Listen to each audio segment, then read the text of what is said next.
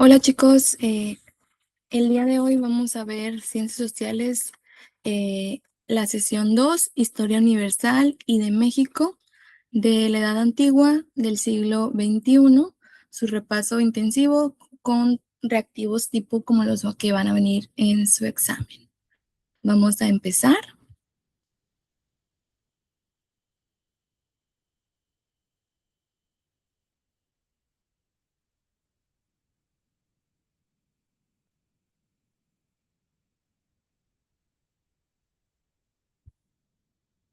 Principalmente vamos a ver las 4 edades de la historia y para esto se está proyectando una línea del tiempo del año 4000 antes de Cristo y termina en el año de 1789. Bien, empezamos en el 4000 y nos dice que la historia se divide en 4 partes, empezando por el año 4000 antes de Cristo, con la caída del Imperio Romano de Occidente y terminó en 476 después de Cristo.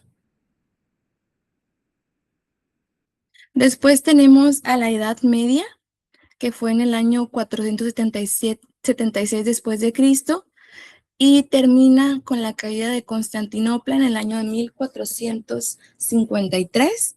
Después tenemos la tercera etapa en 1453 de la Edad Moderna y termina con la Revolución Francesa en el año de 1789. Por último, tenemos la Edad Contemporánea de 1789, que abarca hasta nuestros días.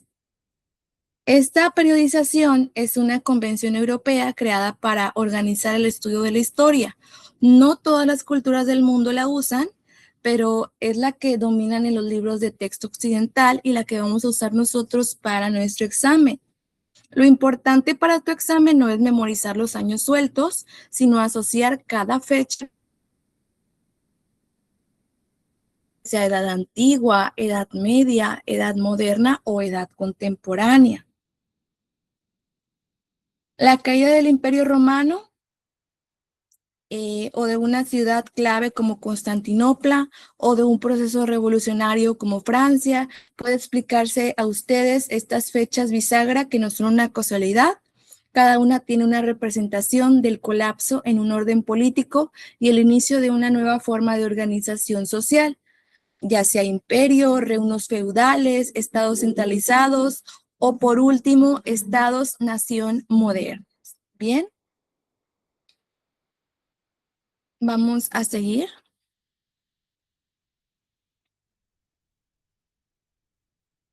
Vamos a hablar de Mesopotamia, también llamada la tierra entre los ríos.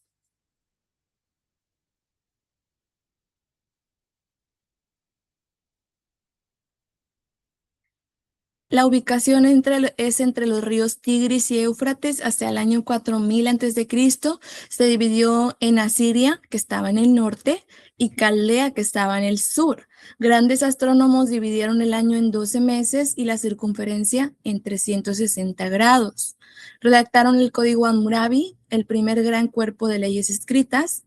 El pueblo sumerio se organizó en ciudades-estado y fundó Uruk, una de las primeras ciudades. Economía basada principalmente en la agricultura. Lo que siempre preguntan en tu examen es lo siguiente que que tenemos que estudiar. Mesopotamia fue entre estos dos ríos, Tigris y Éufrates. Ellos crearon el Código Hammurabi, crearon los 360 grados, los 12 meses del año y las primeras ciudades-estado. Bien, vamos a avanzar con Egipto, el Don del Nilo. Se desarrolló hacia el año 3000 a.C. a las orillas del río Nilo. Fueron notables matemáticos y constructores de pirámides. Fundaron una monarquía teocrática encabezada por el faraón, con una sociedad de clases en la que la mayoría era agricultora, mientras los aristócratas ejercían la medicina, la legislación o el sacerdocio. Entonces, vamos a rescatar que de Egipto era el río Nilo. Su gobierno tenía una monarquía teocrática como el faraón, que es el dios y rey. Sus aportaciones fueron las matemáticas, arquitectura y pirámides, y su sociedad, la mayoría también era agricultora. Vamos a hablar ahora de China e India, inventos, castas y número cero. En China, en el año 2850 a.C., en los valles de los ríos Huanghe y Yangtze. Sus grandes inventos fue la pólvora, la imprenta y la brújula. Se construyó la Gran Muralla para defenderse de las invasiones y la historia fue ligada a dinastías encabezadas por el emperador. Después tenemos a India en 2800 a.C. Cabe señalar que estas dos civilizaciones, China e India, se desarrollaron más o menos a la misma época. China 2850 a.C. e India 2800 a.C. India en los valles del Hindú y el Ganges, ciudades como Harappa y Mohenjo-daro. Aportación es la numeración decimal y el uso del cero. Ellos crearon el cero. Sistema de castas como brahmanes, kshatriyas, vaishyas y sudras. La religión creía en la transmigración del alma. Ahora vamos a repasar las 4 civilizaciones en un cuadro comparativo. Mesopotamia, que fue la primera civilización, entre el río Tigris y Éufrates. Egipto, en el río Nilo. China, en el río Huanghe y Yangtze. India, su ubicación en Hindú y Ganges. La aportación clave de Mesopotamia fue el código Hammurabi, la astronomía y los 360 grados. Egipto, sus grandes pirámides colosales y matemáticas. En China, la pólvora, la imprenta, la brújula y su gran muralla. Y en India, la numeración decimal y el uso del cero. Vamos a hablar de la cultura islámica. Mahoma fundó el Islam, una religión en un solo día. En el año de 622 huyó a la Meca a Media, esto se llama la Hegira, y marca el inicio del calendario islámico. El libro sagrado es el Corán. Los árabes conquistaron mucho territorio y salvaron conocimientos griegos, como ya hablamos, las matemáticas, la medicina, que Europa había olvidado años atrás. Ese saber llegó a Europa gracias a la Escuela de Traductores de Toledo. Conviene explicarles a ustedes que la diferencia entre religión y el Estado teocrático en el Islam de esta época era el Corán. No solamente regulaba la vida espiritual, sino también las leyes civiles, y por eso se habla de un Estado teocrático, igual que en Egipto. Bien. Vamos a hablar de la Edad Media y el feudalismo. Cabe señalar que en la Edad Media había figuras como los nobles, señores feudales que concentraban grandes extensiones de tierra agrícola. Los clérigos, la Iglesia Católica ejerce un enorme dominio, y los campesinos, villanos y siervos no tienen tierras y trabajaban la del señor feudal. El feudalismo, chicos, es un sistema socioeconómico basado en la concentración de tierras del señor feudal. Y chicos, los campesinos les trabajaban las tierras a los señores feudales a cambio de que ellos les dieran comida y techo para vivir. Los estamentos eran nobles, clérigos y campesinos. Las cruzadas eran enfrentamientos entre cristianos y musulmanes por motivos religiosos y comerciales. Bien, vamos a hablar del Renacimiento y Reforma. Permítanme tantito. En los siglos XV y XVI.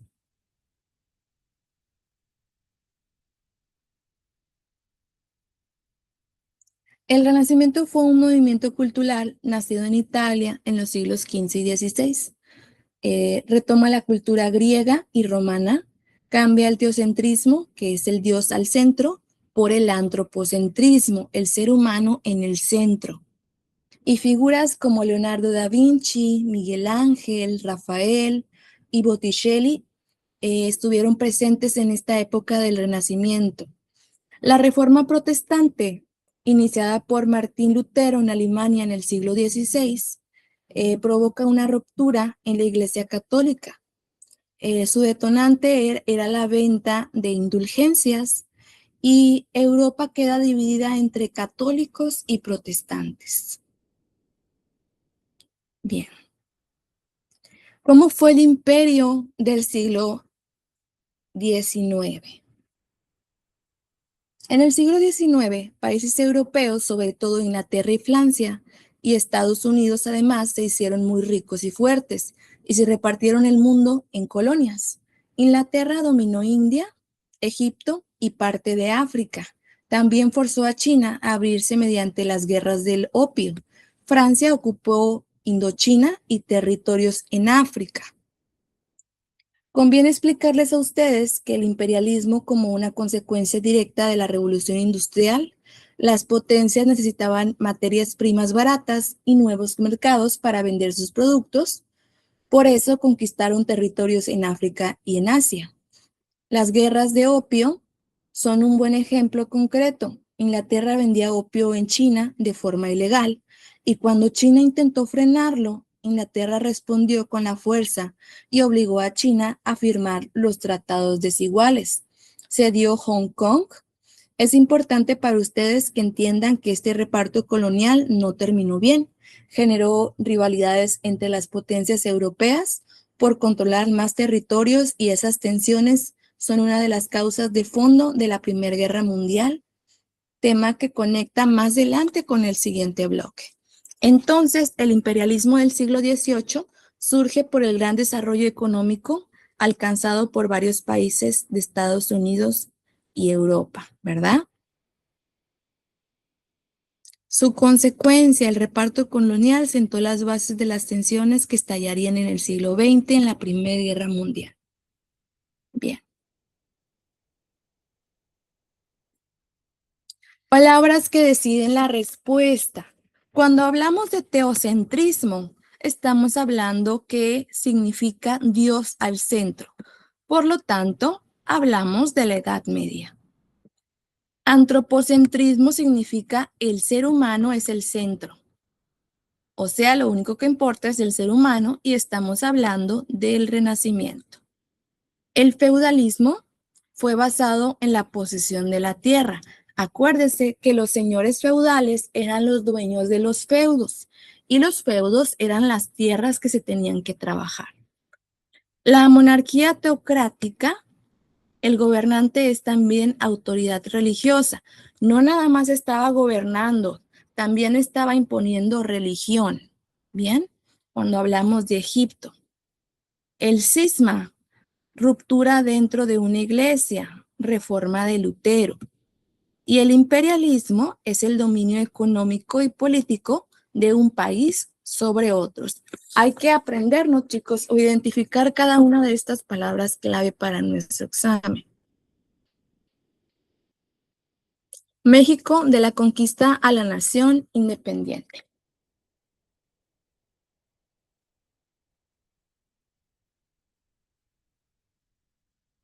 Bien, vamos a ver un repaso express de lo que ya vimos. Antes de la llegada de los españoles en México, vivían distintas culturas. Vivían los olmecas, teotihuacanos, zapotecas, mixtecas, mayas, toltecas y mexicas. Estas estaban organizadas en 3 periodos: preclásico, clásico y posclásico. Tenochtitlan, la ciudad de los mexicas, se fundó en el año 1325. Este apartado es solo un recordatorio de la clase anterior, chicos, ¿ok? Hablemos de la conquista del año 1519 a 1521. ¿Por qué triunfó Cortés? Hernán Cortés llegó a 1519 y con la ayuda de pueblos indígenas que odiaban a los mexicas, más armas de fuego, caballos y enfermedades europeas, logró tomar Tenochtitlan en el año de 1521. Ahí termina el Imperio Mexica y empieza la etapa colonial, lo que es la Nueva España. Bien, el virreinato de la Nueva España. La Nueva España se gobernaba desde la Ciudad de México con un virrey. La sociedad se dividía en estas castas según el origen étnico: peninsulares, criollos, indios, mestizos y mulatos. La economía se basaba en la minería de plata, la agricultura y el comercio. En el siglo XVIII, España aplicó las reformas borbónicas para tener más control y cobrar más impuestos, lo cual molestó mucho a los criollos.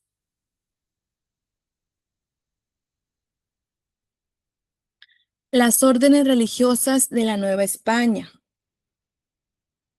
Los franciscanos, ellos querían que eran los primeros en evangelizar tras la conquista. Los dominicanos se especializaron en defender a los indígenas en juicios. Los jesuitas fundaron colegios para élites criollas y mestizas, expulsados en 1767. Y los angustinos se enfocaron en Misiones del Norte, frontera con lo que hoy es Estados Unidos. Estas fueron las órdenes religiosas en Nueva España. La independencia. ¿Por qué estalló la independencia? Las causas internas: podemos ver el descontento de los criollos por no tener un poder político, la explotación de indígenas y de castas, y el estancamiento económico impuesto por la corona española.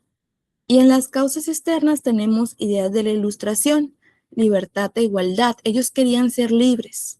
Independencia también de las 13 colonias, Revolución Francesa e invasión napoleónica a España, crisis de la monarquía.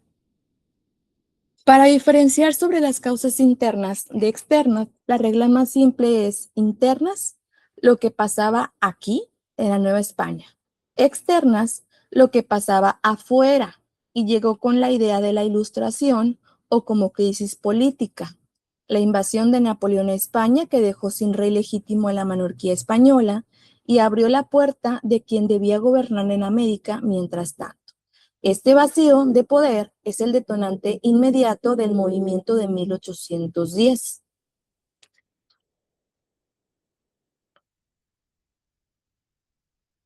Vamos a ver las 4 etapas de la independencia. Empieza en 1810. Miguel Hidalgo y Costilla es nombrado jefe del movimiento y decreta la abolición de la esclavitud. En 1813 se le llama etapa de organización. José María Morelos y Pavón dicta los sentimientos de la nación, se llama siervo de la nación. Después, en 1816 a 1821, se le llama época de resistencia.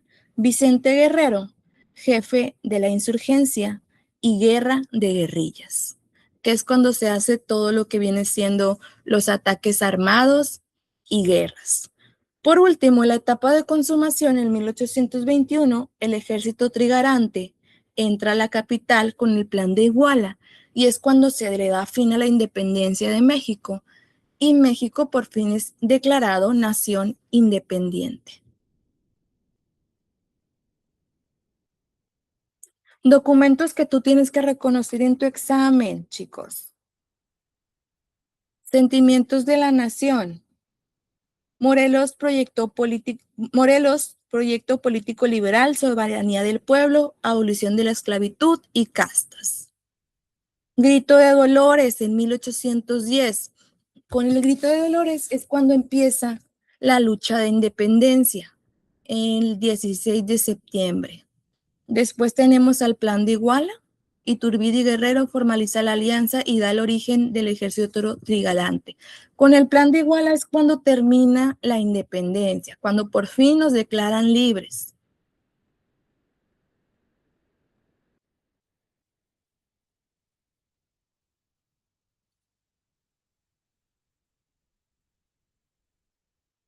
Bien, vamos a ver esta línea. de lo que fue el México independiente, la búsqueda de un proyecto. En 1822, el imperio de Iturbide fue el primer imperio mexicano, de 1822 a 1823. Solamente duró un año. Después, en 1824, la primera república federal, llamada Autonomía de los Estados. En 1836, república centralista. El poder se centra o se concentra en el centro. En 1846, la Segunda República Federal, regreso del federalismo. Y por último, en 1853, la dictadura de Santa Anna, Su Alteza Serenísima. Las dos ideas que dividieron al país, el federalismo y el centralismo. El federalismo quería autonomía de los estados, cada uno con su Congreso y con sus leyes.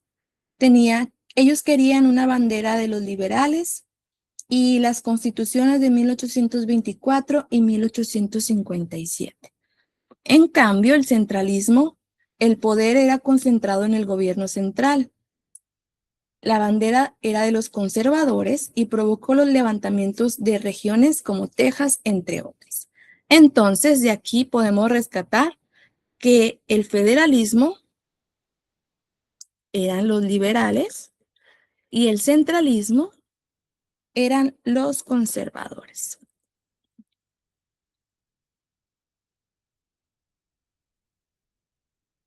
Reforma, Porfiriato y Revolución. La Reforma Liberal de 1855 a 1876. En 1855 cae Santa Anna. Los liberales redactan la Constitución de 1854 que da libertades como la libertad de expresión, el tener un trabajo digno e inclusive la libertad de tránsito y la igualdad ante la ley. Benito Juárez impulsa las leyes de reforma, quitan bienes y poder a la Iglesia Católica y crean el registro civil. Recordemos que anteriormente la Iglesia tenía mucho poder al tomar decisiones. Aquí con la reforma liberal se divide lo que es Estado y lo que es Iglesia. Los conservadores no aceptaban este cambio y estalla la Guerra de Reforma. Después, Francia invade México e impone a Maximiliano como emperador. Juárez resiste y en 1867 Maximiliano es fusilado. Segunda intervención francesa. Tenemos esta línea del tiempo de 1861, Juárez suspende el pago de la deuda externa. En 1862, batalla del 5 de mayo en Puebla. En 1864, Francia impone a Maximiliano de Habsburgo. En 1866, Napoleón III retira sus tropas de Europa y se acerca a la guerra franco-prusiana. En 1867, Maximiliano por último es fusilado en Querétaro e inicia la República restaurada de Juárez y Lerdo. Vamos a hablar ahora del porfiriato. Lo que se presumía eran aperturas económicas al capital extranjero, saneamiento de finanzas públicas y crecimiento de industrias como industria petrolera, ferrocarrilera, metalúrgica y textil, y la expansión ferroviaria, los científicos y el lema orden y progreso. Pero se ocultaban causas que realmente dañaban al país. Régimen autoritario. Díaz se reelegía una y otra vez, por lo tanto se presume que es porfiriato, porque no dejaba que alguien más fuera presidente, él solamente se reelegía. Y el despojo de tierras comunales y peonaje por deudas. Y por último, la represión de huelgas. Recordemos que en el porfiriato hubo dos huelgas, la huelga de Cananea y huelga de Río Blanco. El porfiriato es un buen ejemplo para enseñarles a ustedes a leer un periodo histórico con sentido crítico. Hubo modernización real, ferrocarriles, industria, estabilidad financiera, pero a un costo muy alto. 30 años después estalla la revolución. Conviene subrayar la ironía del lema porfirista, sufragio efectivo, no reelección, que Díaz usó para poder llegar al derrocar a Lerdo de Tejada, pero que él mismo violó al reelegirse indefinidamente. Ese mismo lema será retomado después por Francisco I. Madero para poder oponerse a Díaz, cerrando el círculo. Bien, la Constitución de 1917, el gran producto de la Revolución. Gracias a esta Constitución tenemos el artículo 27, que es sobre la reforma agraria. Las propiedades de tierras y recursos naturales corresponde originalmente a la nación. El artículo 3, la educación laica y gratuita. Control de Estado sobre la Iglesia en materia educativa. Todos teníamos el derecho y la obligación de estudiar. El artículo 123 constitucional, derechos laborales, aquí es cuando se establecieron las jornadas de 8 horas, derecho de huelga y derecho a tener un salario mínimo. El contexto internacional, el telegrama Zimmermann aumentó la desconfianza de Estados Unidos hacia el gobierno carrancista.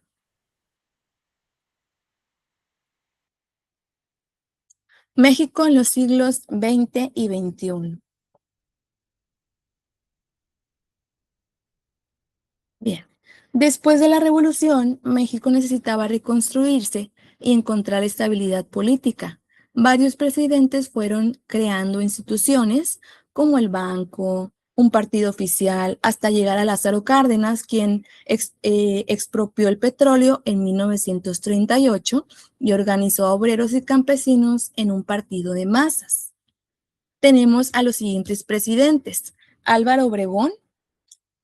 Su hecho clave fue pacificó el país, la educación rural. Plutarco Elías Calles fundó el Banco de México y enfrentó la Guerra Cristera. El Maximato, Calles gobierna tras bambalinas, funda el PNR y antecedentes del PRI. Después tenemos a Lázaro Cárdenas, que rompe con el Maximato, reorganiza el partido como PRM, y la expropiación petrolera, que es un hecho realmente importante en la historia mexicana. Después vamos a hablar del milagro mexicano, que son estas 3 etapas. Sustitución de importaciones, producir en México lo que antes se compraba. Desarrollo estabilizador, crecimiento sostenido con inflación baja, pero enorme desigualdad social y presidencialismo autoritario. Y luego tenemos a desarrollo compartido, termina en endeudamiento y crisis y se agota el modelo. Al terminar la Segunda Guerra Mundial, México se alió con el bloque capitalista liderado por Estados Unidos, lo que trajo más inversión extranjera, pero también mayor dependencia económica y tecnológica. Es útil ubicar en esta etapa personajes importantes que suelen aparecer en tu examen, como la fundación del IMSS en 1943, el voto femenino en 1953 y la nacionalización de la industria eléctrica. El movimiento estudiantil de 1968 y la matanza de Tlatelolco marcan el quiebre del régimen autoritario estable que se había presentado hasta entonces y da inicio a un periodo conocido como Guerra Sucia. Junto con las reformas electorales de 1963 y 1977, que empiezan a abrir un sistema político. Y pues bueno, este es un buen momento para conectar con la idea de que el crecimiento económico, también llamado milagro mexicano, no significó automáticamente democracia ni justicia social.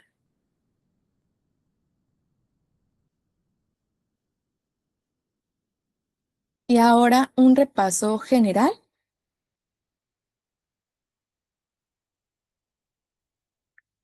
De 1521 a 821 es la Nueva España, ¿ok? ¿Qué quiere decir esto? Virreinato, castas, iglesias, minería de plata. Después de 1821 a 1855, la búsqueda del proyecto, como el imperio, federalismo versus centralismo, Santa Anna y pérdidas territoriales. Después tenemos de 1855 a 1876 la Reforma. que es cuando aparece la Constitución de 1857 con las leyes de reforma, Juárez y la intervención francesa. Después tenemos de 1876 a 1911 el porfiriato, crecimiento económico, pero mucha desigualdad. El porfiriato duró más de 30 años, con Porfirio Díaz en el poder. De 1910 a 1920 está la Revolución, con Madero, Huerta, Zapata, Villa, Carranza y, por último, la Constitución de 1917, que es un hecho muy importante en la Revolución.